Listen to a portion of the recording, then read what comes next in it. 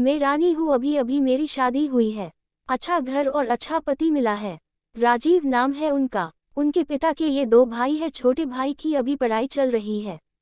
इनकी अच्छी एक दुकान है जिसे ये पापा जी और मम्मी जी संभालते हैं। शादी को अभी मेरे 10 दिन ही हुए हैं और मैं अपने आप को बहुत खुशकिस्मत मानती हूँ क्योंकि मुझे बहुत प्यार करने वाला पति नसीब हुआ है। सास और ससुर तो पति से भी अच्छे हैं। अभी अभी शादी हुई तो ज्यादातर घर पर ही रहते हैं। दुकान अभी पापा और मम्मी संभाल रहे हैं।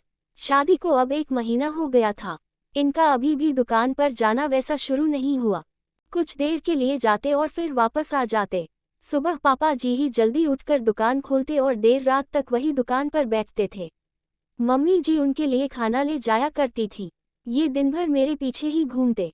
मैंने इन्हें बोला कि अच्छा नहीं लगता, अब आप रेगुलर दुकान पर जाना शुरू करिए वरना पापा मम्मी कहेंगे कि मैंने आपको कंट्रोल कर रखा है।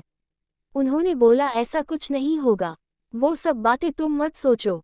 एक दिन हमारे कमरे की नल की टंकी खराब हो गई तो हमारे बाथरूम में पानी नहीं आ रहा था, तो मुझे नहाने के लिए हॉल के बाथरूम में जाना पड़ा। मेरे पति तब सो रहे थे, मैं बाथरूम में नहाने गई। कुछ ही सेकंड के बाद वो भी उठकर दरवाजे के बाहर आ गए और बाहर से ही मुझे आवाज देते हैं, रानी तुम अंदर हो? मैंने बोला हाँ। अपने रूम में पानी नहीं आ रहा था इसलिए मैं बाहर आकर नहा रही हूँ। फिर जब तक मैं नहाकर वापस नहीं आई तब तक वो दरवाजे के बाहर ही खड़े रहे। ऐसा वो रोज करने लगे। एक दिन वो बाथरूम में नहा रहे थे तब कुरियर वाला आया। कोई था नहीं तो मैं रिसीव करने के लिए दरवाजे पर गई। मैं अभी उससे बात कर ही रही थी कि ये बाथरूम से टॉवेल में ही भाग कर आए। आते ही मुझे जोर से कहते हैं कि तुम अंदर जाओ। फिर उसके जाने के बाद किचन में आकर मुझसे कहते हैं कि इस तरह अनजान आदमी से बात करना सेफ नहीं है, तुम ध्यान रखा करो। फिर इसके बाद मैंने कई बातें देखी, जैसे जब हम बाहर जाते थे तब वो मुझे इधर उधर नहीं देखने देते थे। कहीं खाना खा रहे होते थे तो मेरी नज़रें कहाँ है, मैं किसे देख रही हूँ देखते थे। बार बार अपनी जगह बदलते रहते थे। मेरे पति का ये स्वभाव मेरे सास ससुर भी देख रहे थे। एक दिन पापा ने उन्हें दुकान के काम से बाहर जाने को कहा तो उन्होंने मना कर दिया। फिर पापा को ही जाना पड़ा।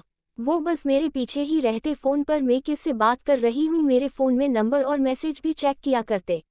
ये सब देखने के बाद मैंने सोच लिया कि अब उनसे बात करनी होगी। इसलिए फिर एक रात मैंने उनसे कहा कि आपको मैं कैसी लगती हूँ? वो बोले बहुत अच्छी। मैंने कहा आप मुझ पर विश्वास करते हैं? वो बोले क्यों, क्या हुआ? मैंने कहा कि आप जो ये सब कर रहे हैं ये ठीक नहीं लग रहा है। मैं चाहती थी कि मुझे बहुत प्यार करने वाला पति मिले, आप बिल्कुल वैसे ही हो जैसा मैंने सोचा था, लेकिन आप बहुत ज़्यादा पैसेसिव हो। क्या आप मुझ पर शक करते हैं? क्या आपको लगता है मैं आपका भरोसा तोड़ूंगी? वो बोले नहीं, ऐसा नहीं है। फिर मैंने कहा कि आपसे अच्छा पति मुझे नहीं मिल सकता, लेकिन आपको अपने पर थोड़ा नियंत्रण और मुझ पर विश्वास रखना होगा वरना यह आगे चलकर हमारे लिए ही झगड़े और लड़ाई का कारण बनेगा। मुझे पता है शायद आपको मुश्किल लगेगा, लेकिन आप थोड़ा थोड़ा बदलिए, मैं आपके साथ हूँ।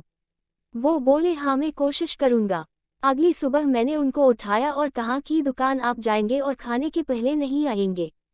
मैं घर में ही हूँ, चाहे तो आप फ़ोन कर लेना। वो जैसे तैसे मन मार कर गए, कभी रूठ कर तो कभी प्यार से। धीरे धीरे उनकी आदत में सुधारने की कोशिश कर रही हूँ। मैं एक पत्नी हूँ, अगर पति को नहीं समझेगी तो कौन समझेगा? बहुत हद तक मैंने उनका स्वभाव बदल दिया है। बात को बढ़ाना नहीं, बात को किस तरह से सुलझाया जाए ये सोचना चाहिए। हम दोनों में एक बात तय हुई कि हम एक दूसरे के मन में क्या चल रहा है हमेशा एक दूसरे को बताते रहेंगे। बात नहीं करना, अपनी बात मन में ही रखना ही किसी समस्या को जन्म देता है। कृपया हमें सपोर्ट कीजिए और वीडियो को एक लाइक और चैनल को सब्सक्राइब जरूर कीजिए।